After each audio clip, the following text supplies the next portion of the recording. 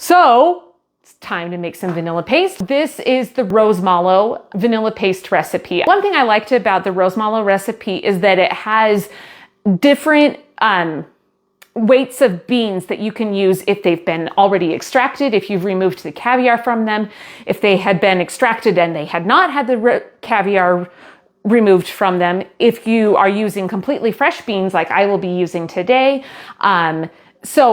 or if you're using vanilla powder. And so all of those different options seemed really nice to me. This is 4.5 ounces of vanilla beans. They're fresh. They have not been used for vanilla extract. We're going to cut these just into pieces because I think that's what it recommends. It says in the recipe, one overboard. It says to just put the vanilla beans in there, but I think that they will come together. This will blend up a lot better. I have not pre-soaked these. I'm trying really hard today to do something that I'm really bad at, which is actually follow a recipe. Next, we're going to add 8 ounces of sugar. So I start with like a cup and then I'll add it in. That was like 8 ounces perfectly, and that was kind of a heaping cup, so I'm glad that I weighed it and not just went by volume because I would have been wrong. But vanilla paste is a sugar syrup that has vanilla suspended in it. And it usually has some vanilla extract or some alcohol in it to help keep it preserved. And vanilla beans have a lot of alcohol soluble flavors. So having some alcohol with your vanilla beans will help bring out the flavors of the vanilla bean. That's why we make extract in alcohol. So anyway, we've got the regular granulated sugar and 4.5 ounces of vanilla beans. What's next on there? 14 ounces of alcohol. Okay, so 14 ounces of rum. If they say to weigh it, then you should weigh it. If they say it's a liquid measurement, then you should do a liquid measurement because those recipes have been formulated and those are two different things. Fluid ounces are not the same as weight ounces. I didn't make up the system, okay? It wasn't my choice. Anyway, so we have vanilla beans, we have sugar, and we have rum in there right now. Yummy.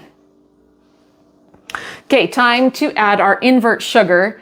Okay, so we need 2 ounces, and this is again by weight of this stuff. So we're just gonna squeeze.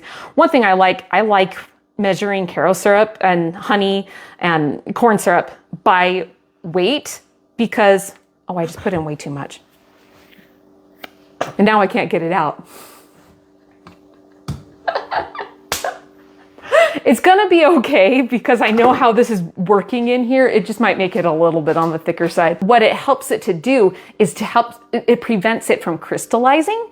And so it just keeps your vanilla paste smoother after it's been sitting for a while. So having a little bit more of it is usually not a problem. And it adds human character. That's right. It's character. Yes. I'm making a new recipe here. It's Lisa's recipe. Okay, I'm gonna back off because this is gonna get loud. So Lanny says to slowly turn it up.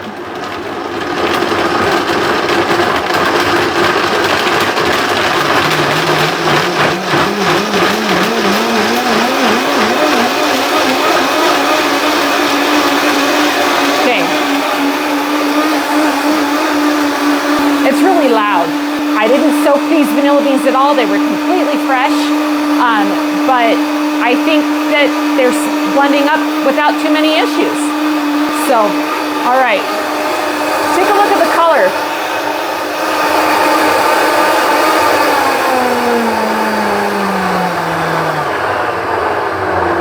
Whoa, it's kind of steamy. And it's quite warm. The friction of running your blender for that long with this really like thick stuff is going to make it heat up. So anyway, so now it says to sprinkle in a little bit of up to half a teaspoon of xanthan gum to try and help it thicken up, and then you blend it again. So I don't know how much we need.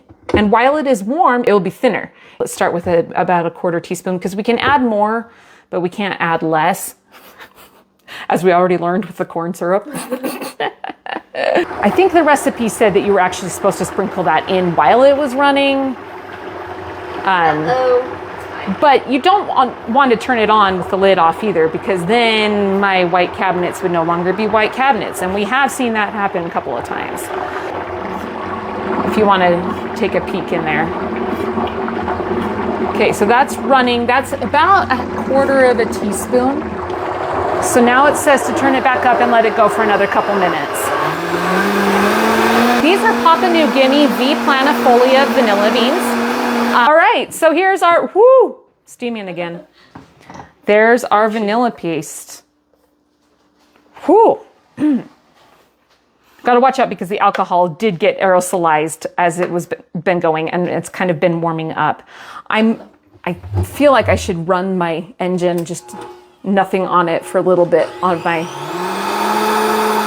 blender, just to allow it to air itself out and cool down for a second. That looks really yummy.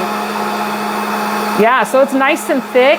Looks really good. I think that it was a good call to not do a full 1/2 teaspoon, because I think if we'd put more xanthan gum, that would have been way too thick for what I wanted. I kind of prefer mine on my vanilla paste on the thinner side, because I like to put it in a squirt bottle. I'm going to fill up my squeeze bottle. You know what? This might all fit in here. I think it will. All right. Now, obviously, there is, a decent amount of paste left in this container. Gotta scrape down them sides. Look at all that good stuff. Whoop. I'm gonna spill. No. It would be easier if I wasn't trying to navigate around a camera, but yeah, I can back off. It's all for the name of the beanies. The sacrifices that we make. Oh, man. We never say, don't say we don't love you. All right. So there's still a decent amount of paste in here, but I have a plan for it. There's my paste recipe is all done, and I'm going to leave the lid off for a little bit because it is still a little bit warm to the touch, and I'm just going to let it cool off for a minute there. Although I will put this on before I squeeze anything if I remember.